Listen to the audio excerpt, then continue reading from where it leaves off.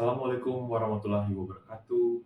Salam sejahtera bagi kita semua. Shalom. Om Swastiastu, Namo Buddhaya, Salam Kebajikan. Perkenalkan, saya Franco Benoni Limba, salah satu dosen program studi akuntansi S1, Fakultas Ekonomi dan Bisnis Universitas Patimura, Ambon. Pada kesempatan ini, saya akan menjelaskan salah satu mata kuliah yang saya ampu, yaitu mata kuliah Sistem Informasi Akuntansi. Mata kuliah Sistem Informasi Akuntansi ini merupakan mata kuliah wajib bagi mahasiswa akuntansi pada semester genap atau pada semester 4 dengan bobot 3 SKS. Adapun capaian pembelajaran mata kuliah ini yaitu yang pertama, mahasiswa mampu menjelaskan konsep-konsep dasar akuntansi atau sistem informasi akuntansi. Yang kedua, mahasiswa mampu menganalisis pengendalian dan audit sistem informasi akuntansi. Yang ketiga, mahasiswa mampu mengaplikasikan siklus akuntansi dalam entitas bisnis. Kemudian yang keempat, mahasiswa mampu menganalisis pengembangan sistem informasi akuntansi. Deskripsi dari mata kuliah Sistem Informasi Akuntansi ini, mata kuliah ini bertujuan untuk mahasiswa akuntansi agar memiliki pemahaman tentang berbagai teori dan konsep tentang sistem informasi akuntansi dan implementasinya. Mata kuliah ini akan membahas tentang teknologi dalam sistem informasi akuntansi, teknik-teknik pendokumentasian, fraud dan pengendalian internal, siklus pendapatan, siklus pengeluaran, siklus produksi, siklus manajemen sumber daya manusia dan penggajian, buku besar dan laporan keuangan, serta pengembangan dan analisis informasi akuntansi. Pada mata kuliah ini akan menggunakan dua metode pembelajaran, yaitu pendekatan case-based learning dan project-based learning. Mahasiswa didorong dan difasilitasi untuk aktif mencari dan menemukan konsep sistem informasi akuntansi dan mengimplementasikan dalam aktivitasnya sehari-hari. Pada metode case-based learning, mahasiswa akan berdiskusi bersama-sama di kelas mengenai kasus-kasus yang akan disesuaikan dengan pokok bahasan. Sedangkan pada project-based learning, mahasiswa didorong untuk mampu menganalisis siklus akuntansi pada UMKM di sekitar mahasiswa, beserta dengan pengendalian internal dan solusi bagi kemajuan UMKM tersebut, dengan output berupa publikasi ilmiah pengabdian kepada masyarakat. Untuk sistem penilaian sendiri, terdiri dari kehadiran dan partisipasi sebesar 20%, project-based learning berupa tugas, publikasi 40%, ujian tengah semester 20%, ujian akhir semester 20%, dengan total 100%. Hasil penilaian ini akan disampaikan kepada mahasiswa secara transparan melalui WhatsApp group dan juga pada penginputan web Siakat Unpati, dengan kesempatan remedial kepada mahasiswa yang mendapatkan nilai rendah atau belum tuntas pada mata kuliah ini. Berikut ini saya akan menampilkan video pembelajaran di kelas untuk memberikan kesempatan bagi mahasiswa khususnya pada kelas Sistem Informasi Akuntansi tentang mata kuliah yang akan saya ampu ini dengan pokok bahasan siklus akuntansi revenue cycle yang juga akan digunakan sebagai project-based learning mahasiswa. Oke, selamat siang semua teman-teman. Selamat siang, Pak. Di pertemuan kali ini kita akan bahas materi kita tentang siklus pendapatan, salah satu siklus ya. Ya, ada siklus pendapatan, siklus pengeluaran, terus ada siklus SDM dan penggajian, produksi. Nah, salah satunya ini. Jadi seperti yang kita sudah rencanakan di awal bahwa nanti salah satu siklus ini akan teman-teman pakai untuk proyek ya, proyek akhir. Nah, siklus akuntansi yang teman-teman sudah pelajari dari PA, kemudian ya dari PA1, PA2, kan itu ada proses-prosesnya tuh. Nah, tetapi di dalam sistem informasi. Nah, kita lebih khusus nih, kita bedah satu persatu, tapi tidak lebih kepada penjurnalan, tetapi lebih kepada alur kerja. Nah, alur kerja ini yang akan teman-teman pakai nanti bukan hanya pada saat teman-teman kuliah, tapi saat teman-teman kerja nanti. Salah satunya siklus pendapatan, penjualan sampai dengan penerimaan kas. Nah, yang akan kita pelajari ini menjelaskan aktivitas bisnis ya, terutama di revenue cycle. Terus kemudian apa saja yang perlu diperhatikan, informasi-informasi data yang akan nanti ditampilkan harus diidentifikasi terkait dengan pengambilan keputusan yang sangat penting untuk perusahaan atau entitas atau usaha.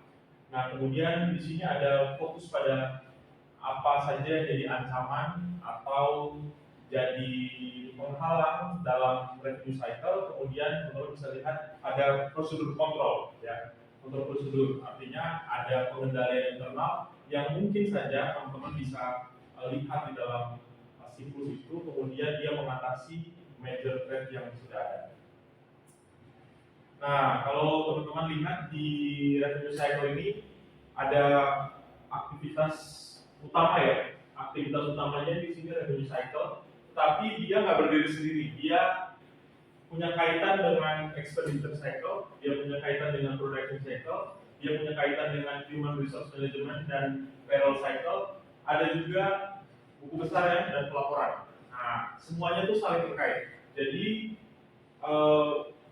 dalam siklus atau dalam proses bisnis ya, siklus-siklus ini dia berdiri sendiri, tetapi siklus-siklus ini punya keterkaitan antara siklus satu dengan siklus yang lain. Nah, ada agen-agen atau pihak-pihak yang juga ya, saling berkaitan. Nah, di eksternal di atas sana itu ada bank, kemudian di sini ada customer, ini ada yang membawa barang. Ya. Nah, teman-teman bisa lihat kalau dari data ini ada alur masuk ya, 6 panah ini berarti alur masuk, alur keluar, jadi sesuai dengan data atau dokumen yang nanti akan dibawa. Nah, kalau teman-teman lihat ini kan masih dalam bentuk data flow diagram. Nah, nanti ada lagi kalau yang teman-teman sudah pelajari di teknik pendokumentasian itu ada namanya flowchart. Nah, kalau di sini kita masih lihat nih aliran arus datanya seperti apa. Tapi kalau di flowchart teman-teman akan lihat dokumennya itu seperti apa.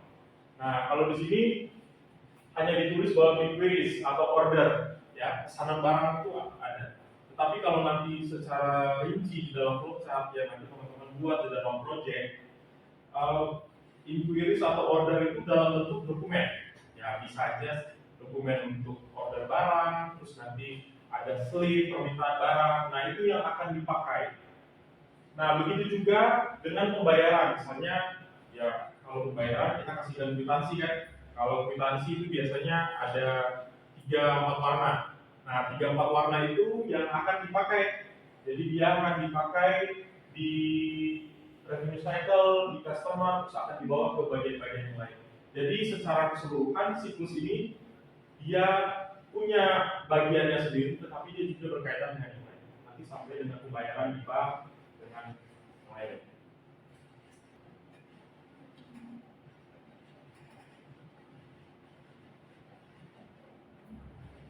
Atau ini, pengungkapan informasi yang tidak sah,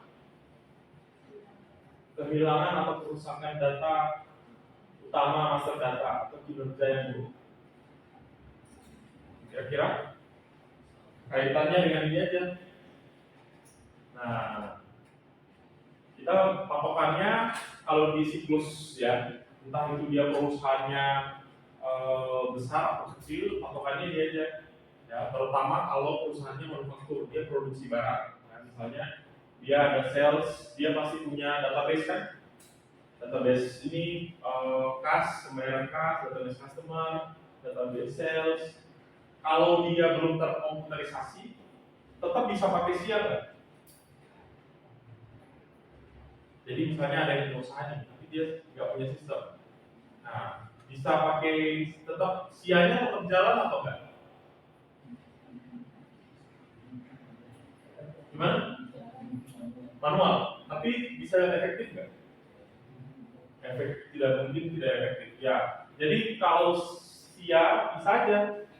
Kalau misalnya sales, kalau kita bayar komputerisasi, kita tinggal klik, kita punya database. Tapi kalau manual ada sih, kira-kira. Buku-buku pencatatan tuh ya, buku-buku ya, buku pembantu kan.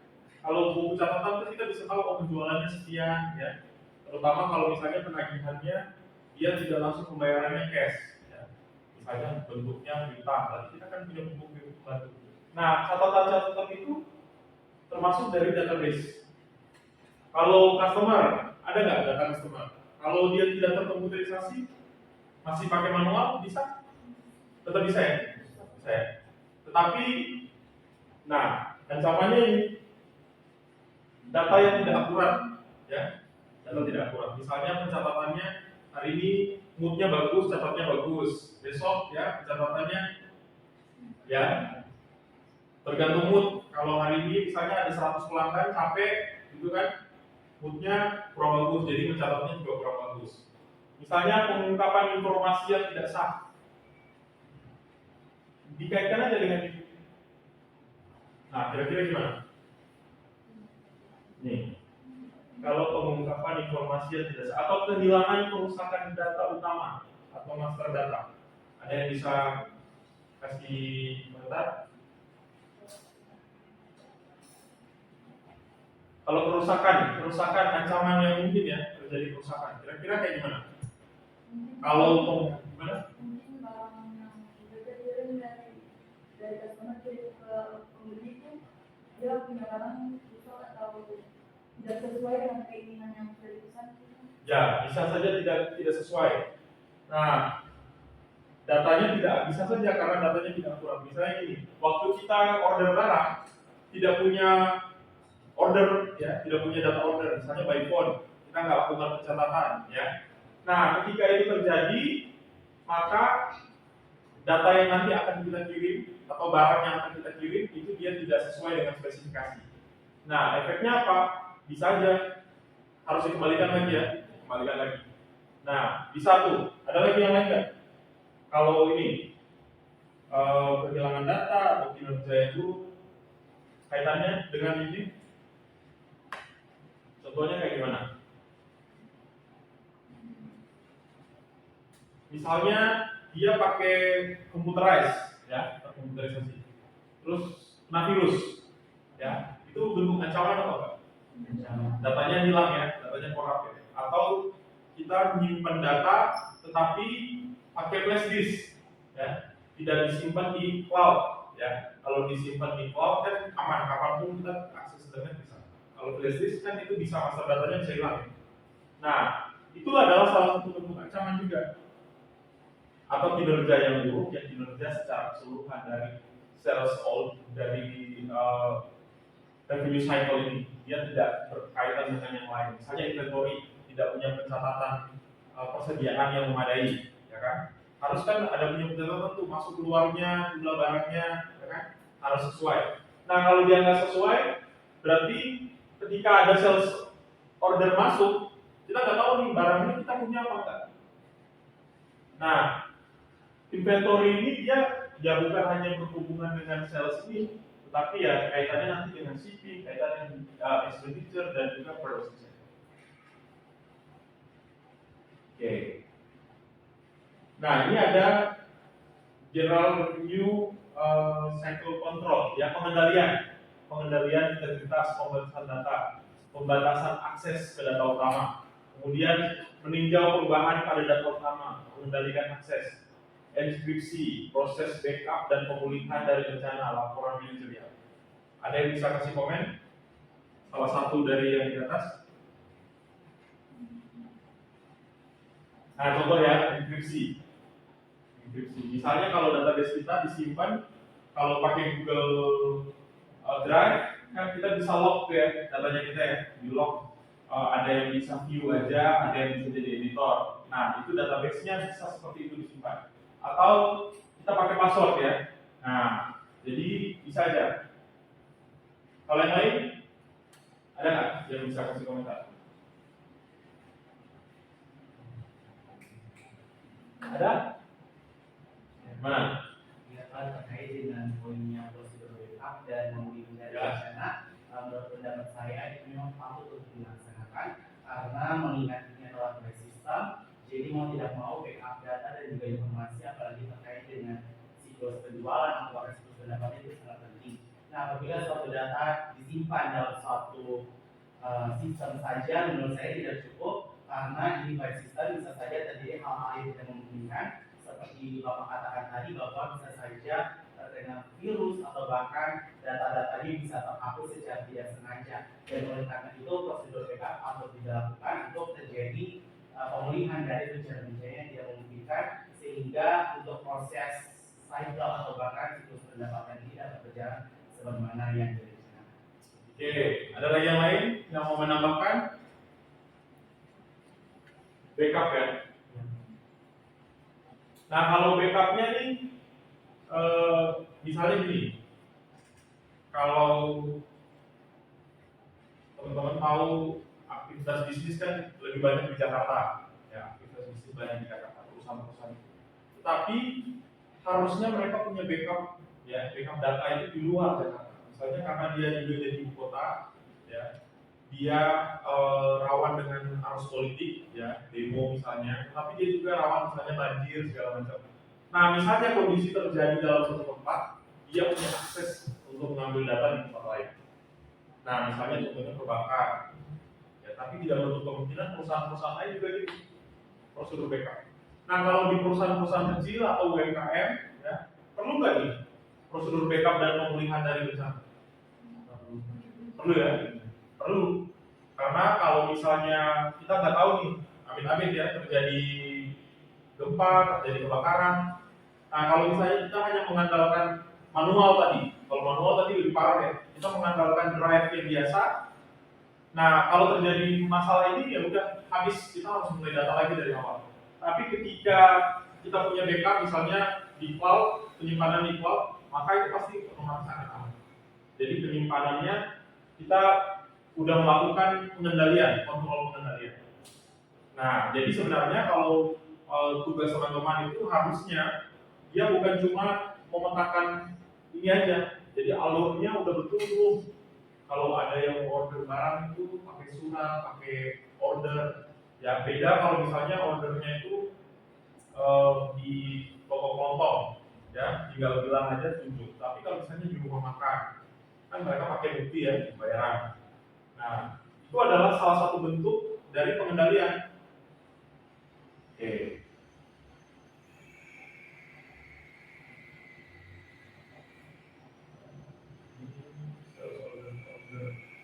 Oke, untuk yang sales order trade sendiri, jadi kalau tadi yang keseluruhan, nah tadi ya order yang tidak lengkap, order yang tidak valid, kemudian akun yang sulit ditagih, ya. Ada juga bukan cuma di UMKM aja, di perbankan juga ada tuh.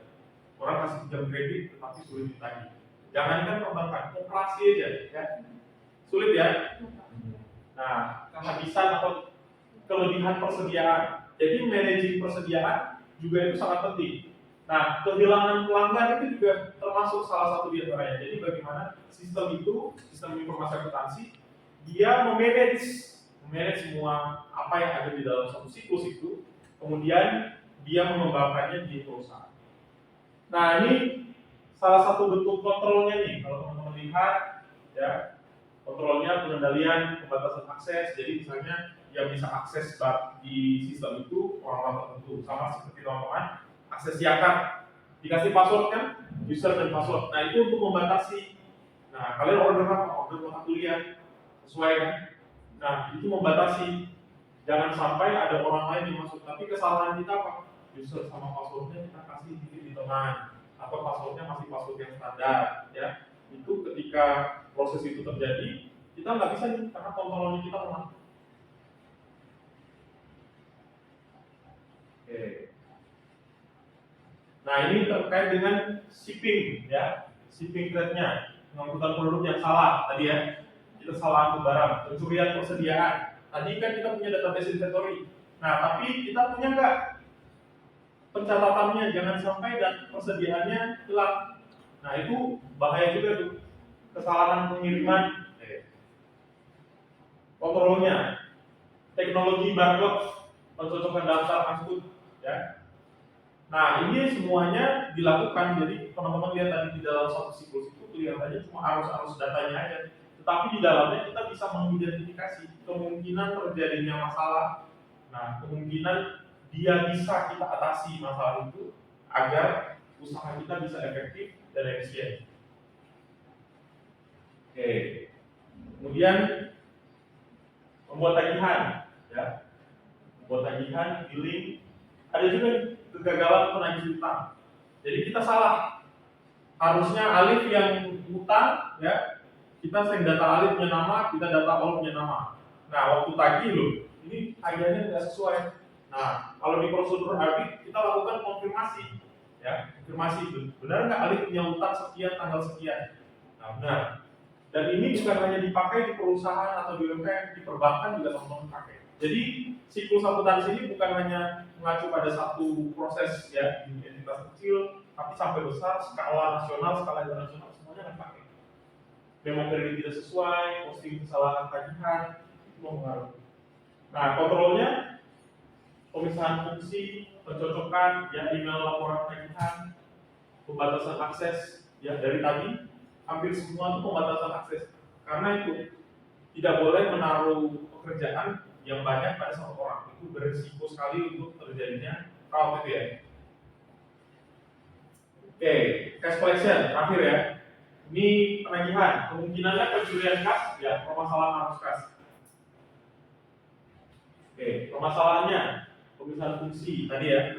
Kalau dia yang punya barang, dia yang kasih barang, dia yang kasih uangnya, itu jadi masalah juga tuh.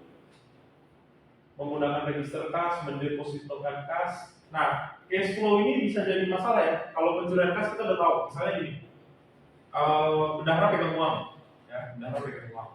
Terus dia ambil, ya, dia ambil. Ya, itu udah pasti kan pencurian. Tetapi arus kas ini yang jadi masalah di cash collection. Misalnya dia ambil, terus dia tagih punya orang, ditutup lagi ke sini, ditutup lagi, ya. Jadi dari punya si A dipakai uangnya, terus dia belum bisa balikin, dia ambil tagihan si B, ditutup ke sini. Jadi masalah dia tuh terjadi arus kasnya tuh udah nggak beres. Nah, itu bisa terjadi tuh di dalam sebuah perusahaan. Bahkan di perbankan pun itu juga bisa terjadi. Nah, ini adalah bentuk dari ancaman ya yang mungkin teman-teman nanti bisa hadapi. Nah, untuk tugas-tugas proyek akhir, jadi salah satunya adalah siklus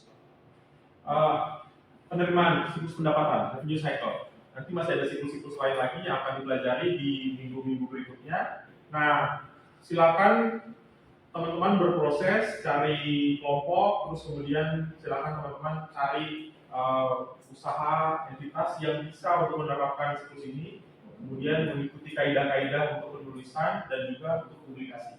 Ya. Ada yang ingin bertanya terakhir? Sebelum kita tutup? Mana? Ya, Pak, terima kasih untuk kesempatannya. Izin memperkenalkan diri. Saya Laura dari Talamisi. Izin bertanya, Pak. Saya sebenarnya penasaran dengan sistem e-commerce yang saat ini booming di kalangan milenial. Dan di tempatnya itu ada beberapa platform, misalnya Shopee, Lazada, atau bahkan kampus lainnya yang turut memberikan penawaran dan juga berbagai hal yang menarik minat kami sebagai pengguna. Yang ingin saya tanyakan, Pak, pada salah satu sistem dalam e-commerce itu adalah COD, di mana sistemnya itu ketika barang sampai baru kemudian dibayar oleh pihak customer itu sendiri. Nah, yang ingin saya tanyakan, apakah untuk menerapkan sistem COD itu pihak e-commerce atau bahkan pihak yang menerapkan atau mengirimkan barang tersebut memiliki sistem revenue cycles yang memang betul-betul aman, mengingat barang tersebut dikirim dulu baru kemudian dibayar. Apakah memang dari sisi pendapatan itu tetap aman-aman saja atau bagaimana? Nah, oke, bagus sekali pertanyaan. Ada yang mau bantu jawab? Alif? Jawab? Ada yang bantu? Terkait dengan COD ya. Jadi kalau teman-teman lihat di sistem kita itu kan ketika kita order atau di e-commerce ya, ketika teman-teman order, terus kemudian harus dibayarkan ya, harus dibayarkan dulu. Ketika uang yang kita transfer itu dia nggak akan langsung masuk ke si penjual, tetapi dia akan ada di dalam rekening yang dimiliki oleh perusahaan. Kemudian ketika barangnya diterima, baru uangnya itu akan diberikan. Nah, permasalahannya adalah tidak semua customer itu punya mobile banking, dia tidak punya mungkin tabungan yang cukup, ya. Nggak semua tuh, atau mereka bisa mengakses itu. Nah, ada juga mungkin orang yang mau jual beli barang, dia mau beli barang, tetapi dengan keterbatasan uangnya itu yang punya hanya cash. Nah, dan orang yang seperti ini atau customer yang seperti ini jumlahnya itu bukan 1-2 orang, bisa aja jutaan. Dan ini adalah cara dari e-commerce untuk merangkul orang-orang yang akan bayar tetapi tidak punya rekening tabungan. Nah, apakah dia bisa jadi masalah? Iya, bisa jadi masalah. Karena apa? Penagihan kasnya itu ya di billing ya, di penerimaan kasnya dia tidak akan melakukan pembayaran via bank. Tetapi bisa juga dia akan melakukan pembayarannya via bank, tetapi yang menagih bukan langsung dari pihak itu. Dia akan tagih dari pihak pembawa barang. Ya, kurir ya. Jika kita kasih kurir yang akan tagih uangnya, terus kemudian kurir akan menyetorkan. Nah, ketika kurirnya akan menyetorkan, sebenarnya itu sama aja, uangnya itu sebenarnya ya pasti akan masuk ke dalam tangan si penjual. Kenapa? Ketika kurirnya store, uangnya bukan akan disetor kepada penjual langsung, tetapi kepada si e-commerce-nya itu. Nah, ya, karena apa? Yang kurir, misalnya JNE, mereka sudah memiliki kerjasama kan dengan si perusahaannya itu, si penjual itu. Jadi sebenarnya dia tetap bisa. Nah, masalahnya yang muncul itu ketika barangnya tidak sesuai spesifikasi. Nah, itu yang nanti akan muncul menjadi masalah. Kenapa tadi dibilang waktu kita shipping barang, kita harus sesuaikan dengan order. Atau waktu kita jual, memang udah sesuai penjualannya itu. Nah, kalau dia jualnya tidak sesuai, itu yang nanti akan jadi masalah. Tetapi secara prosedur pembayaran, dia akan tetap dapat uang, meskipun dia tidak akan langsung. Jadi bisa aja pihak banknya akan dapat uang, tetapi tidak melalui customer. Ya, dia akan melalui pembawa barang. Nah, tetap uangnya tetap akan sampai, tetapi prosedurnya cepat atau lama. Nah, bisa lebih lama, bisa lebih merepotkan. Gitu ya, bisa dipahami?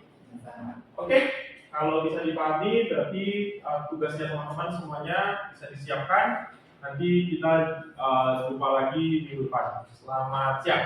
Selamat siang, Pak. Demikianlah deskripsi singkat dan proses pembelajaran untuk mata kuliah Sistem Informasi Akuntansi yang saya ampuh. Semoga bermanfaat.